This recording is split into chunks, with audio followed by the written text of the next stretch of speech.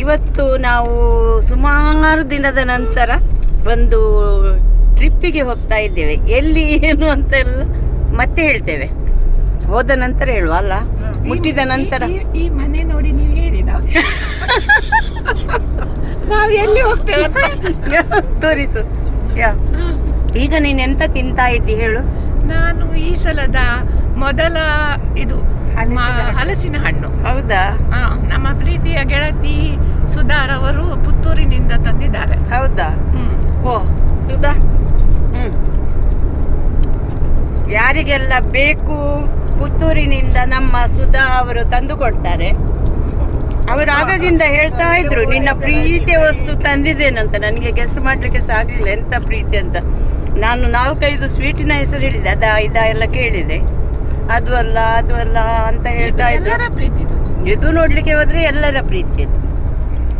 ಹಾಗೆ ಬೇಕಿದ್ರೆ ಹೇಳಿ ಹಲಸಿನ ಹಣ್ಣು ಈ ಸಲದ ಮಾತ್ರ ಉಳಿದಿದೆ.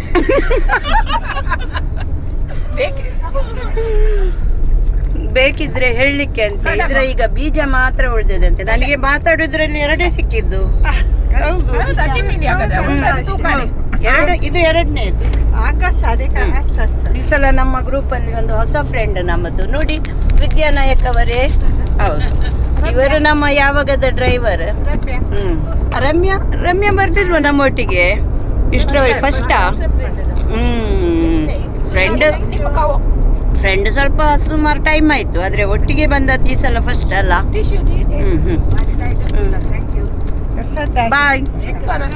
ಇದು ಹಲಸಿನ ತೊಳೆಯನ್ನು ತಿನ್ನುವುದು ಹೇಗೆ ಅಂತ ಕಲಿಸಿಕೊಡ್ತೇನೆ ನಾನು. ಎಕ್ಸ್ಪ್ಲೈನ್ ಮಾಡ್ಲಿಕ್ಕೆ ಇವರು ಹುಷಾರಿದ್ದಾರೆ.